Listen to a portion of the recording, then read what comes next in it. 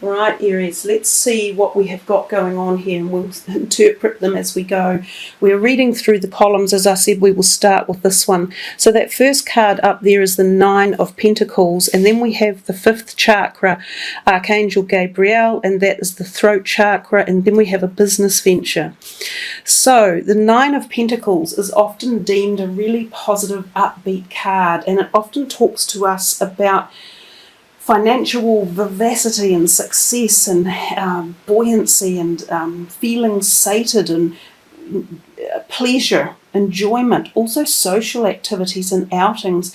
Some of you might be having that type of thing go on in the month of February. You might be attending events or hosting them or spending time feeling as if the lap of luxury is in your life at the moment. So a lot of sated, happy pleasure comes with that card.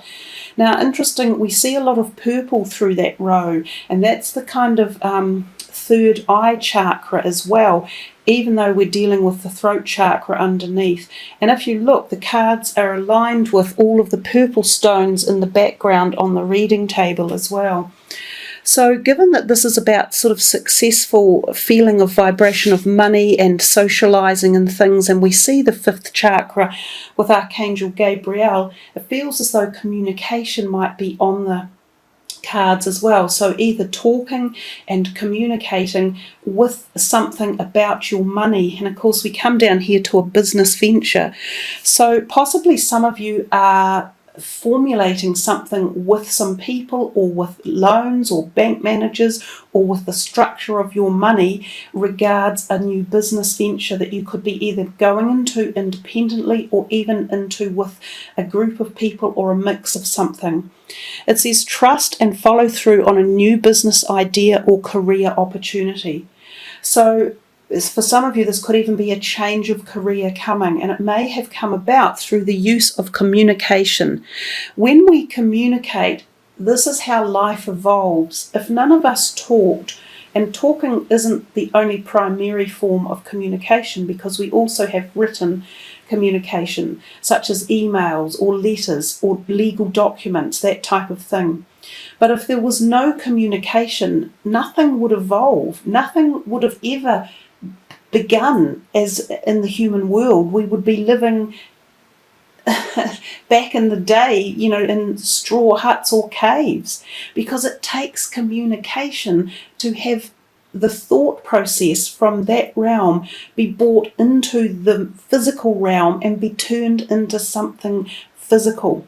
So communication is a very powerful tool for bringing the manifestations of your ideas into the realm of happening and turning it into a material, physical, sound, hard object of whatever it might be, whether it's a business or you're building something or you're processing something or you've applied for a job or it's an application and you have communicated with some people who are hiring you and they have agreed that yes, you're the right person for the job.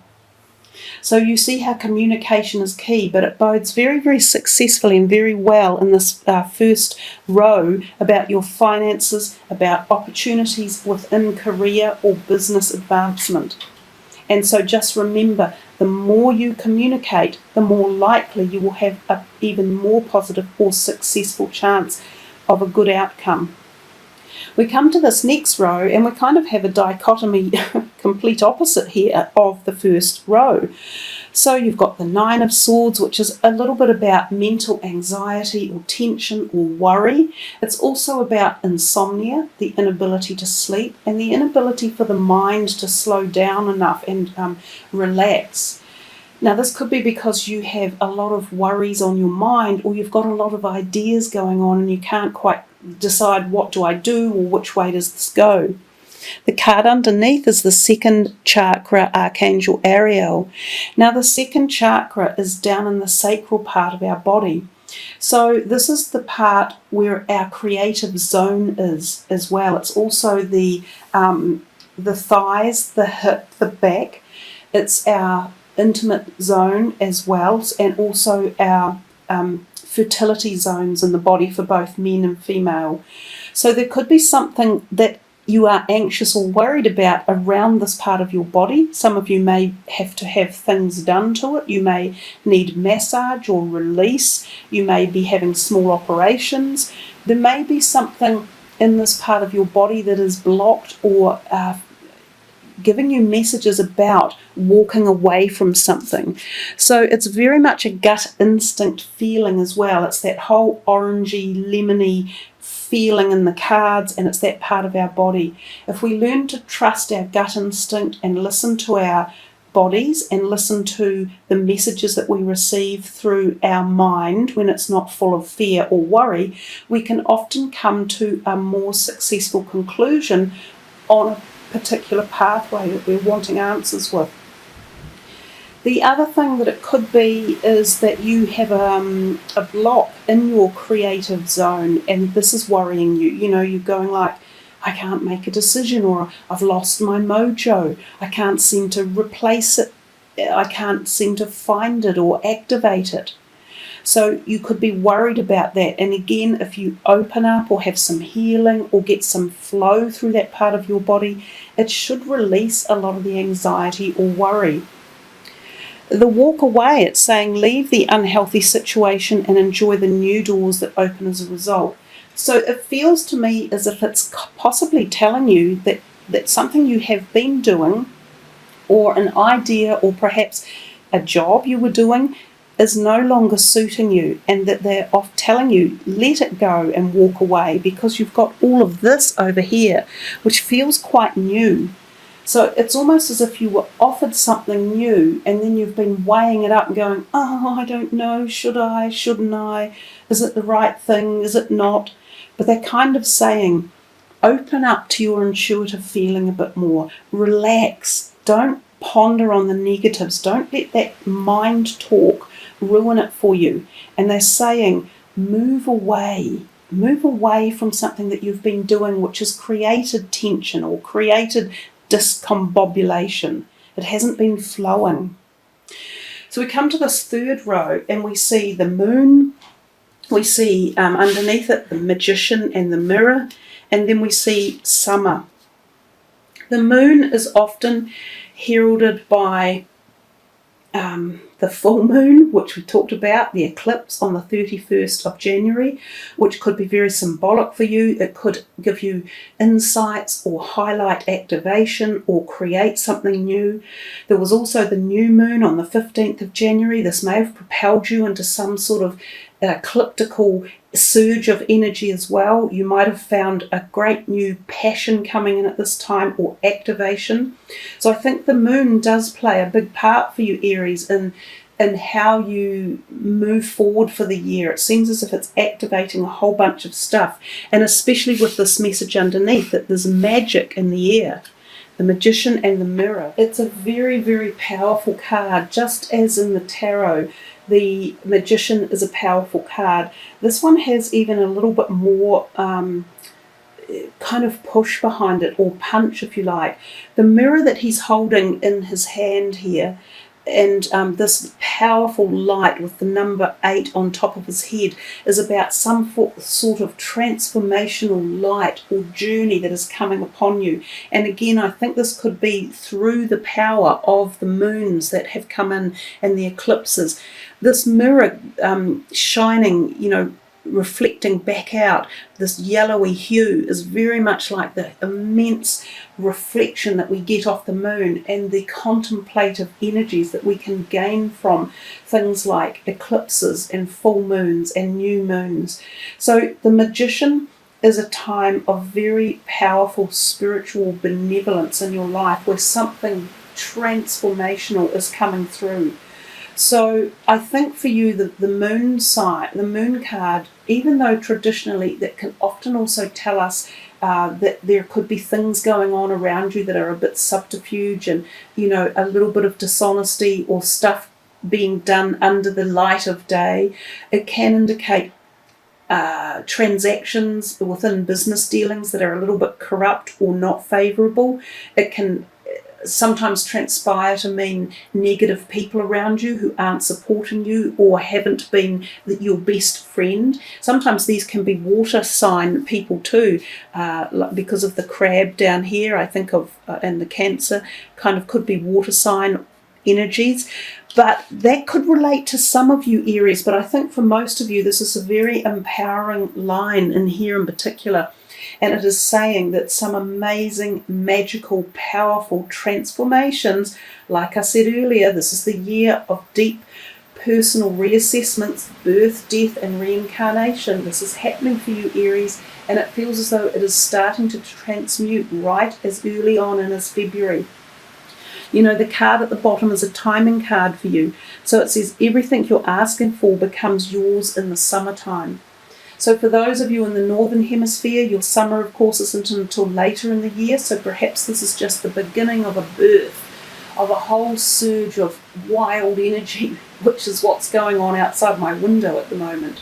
And for those of us down here in the Southern Hemisphere, perhaps this is starting right now with this amazing powerhouse of spiritual revelation and ingenious ability to be the alchemist in your life, to literally turn what might have appeared to be iron into gold. And that is the art of alchemy, and that is the act of the magician. It is very, very powerful. And indeed, so too is the mirror reflection in it. It adds to the power, as does the Trinity 8 up here on the top of his head. So, yeah, really powerful line there for you to ponder upon and focus with and meditate with. We come to this last row here and we have the Queen of Pentacles, so often an earth sign person. We then have hostilities, and then we then have affirmations. So there's a possibility that this person could be in your life. It could be a new person coming in, or it could be someone you already know. It could be a family member who could be an older woman, and could be rising sign, earth sign, or sun, earth sign, rising, or moon. There could be some arguments around this person, or some sort of jealousy or issues that have been around. Normally they're quite affable, that the earth sign people, they're not the most argumentative. Quite often they are normally more placid and more agreeable. They're quite often wonderful people to go to if you need a sounding board, or if you need some sort of good moral support. So possibly there's two options here. She's either there for you to go to about hostilities in your life. There could be someone around, which is what we set up here, of course, with the moon. So there could be someone around who is jealous or envious, or being negative in some way or another. It's interesting that it matches right here with the Magician. I feel as though there might be some people around you who are showing signs of negativity about what you're doing, or the changes you're making, or the power that you seem to have been able to accrue. So either you're going to her as a sounding board and she's a supportive friend and a helper, or she is part of the problem of the hostilities. So I think the moon still was passing off a little bit of that message that I said earlier. Just be careful around you. There are some people who are not being backing you as they should, and maybe that's also part of this thing up here. You might be aware of that at a subtle energy level. Be careful who you pick as new friends in your life. Be careful who you listen to. Be careful of the advice you take. You don't really need to so much at the moment. I think you need to focus far more on yourself and your directions and your own manifestation of your thoughts and dreams into the physical realm. But also they're telling you to use affirmations, and it says to lift up your thoughts and energy, and to attract what you desire, use positive affirmations. So rather than getting into fights or arguments with people, possibly this woman, possibly someone else, walk away. We've had that over here, so it seems to be pushing itself back to this way. It's saying just walk away from the hostilities. These people have got their own problems. They're not seeing things clearly. Their envy and jealousy is wrecking it for themselves. Don't even bother getting into the arguments. Just learn to put the positivity wall up in front of them. You use your affirmations at your own level, but the more you use them, the more you empower yourself, the more positivity comes into your life, the more success, the more action, the more direction. It's that simple. If someone is getting at you, or there's back chatter or backstabbing or bullying or anything going on, just walk away from them and then pull out a whole load of really positive affirmation stuff. And you'll be surprised, it'll have the complete opposite effect of what they want to do. They'll be thinking, we'll take them down, we'll spread some rumours, we'll say some nasty stuff. It will be ineffective, completely ineffective when you take this response. And wow, I've only just seen it. I'm a bit slow sometimes because I get so caught up in the messages that are coming. What's this? The new moon with a massive star in the background and this beautiful angel-like creature, or fairy or elemental, sitting on the new moon looking up into the heavens. And I've told you that new moon on January the 15th gave you guys some very, very powerful, potent movement forward. So there you are, Aries. I hope you have really, really enjoyed this reading. It was a really nice one to do. Lots of energy coming through, lots of messages. Pick whichever card you are really attracted to most and spend some time meditating on it and focusing on it and seeing what answer it gives you in an extension beyond the reading.